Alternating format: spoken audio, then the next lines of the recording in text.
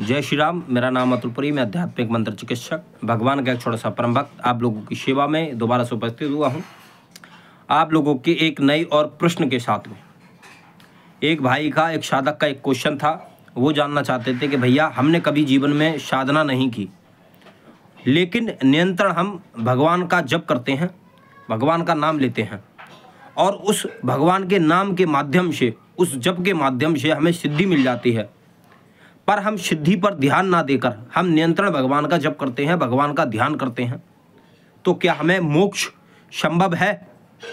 तो मैं आप सभी को इसका उत्तर बड़ी खूब आसानी से देना चाहूँगा जो आप लोगों की समझ में आए। मैं ज़्यादातर अपने उत्तर इस प्रकार देता हूँ आप लोगों को, जो आप लोगों को सही तरीके से समझ में आए और आप लोग दूसरों के चक्करों में ना फंसे। तो हम आपको बता दें, जो व्यक्ति नियंत्रण भगवान का नाम लेता है, जप करता है और ध्यान करता है, भगवान की पूजा करता है और जो फालतू के चक्करों में नहीं फंसता है, जैसे सिद्धि हो गई या उसका लोभ नहीं होता है। कहने का अर्थ है कि आपके पास में अगर सिद्धि है, अगर आप उससे काम भी ले रहे हैं तो उसके आप अधीन ना हो।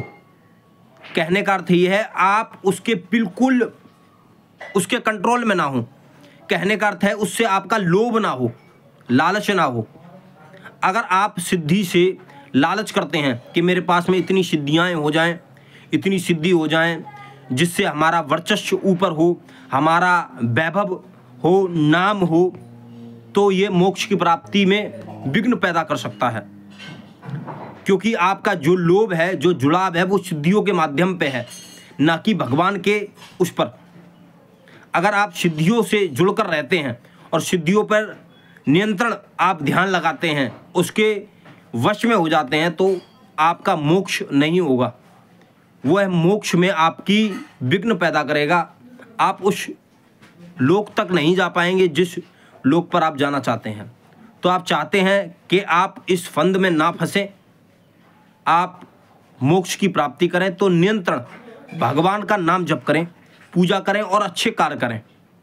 किसी के बारे में बुरा ना बोलें, बुरा ना कहें और बुरा ना सोचें और प्रयास करें कि अपने से जानकर किसी के साथ में गलत ना हो।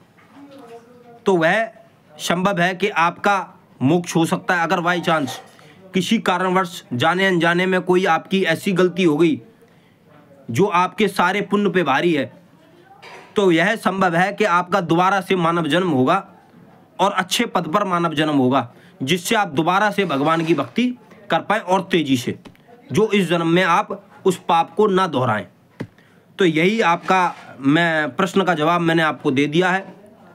और आप लोगों को अगर मेरा उत्तर अच्छा लगा हुआ हो तो आप लोग कमेंट करें, लाइक करें और शेयर करें। जय श्री राम, जय महाकाल।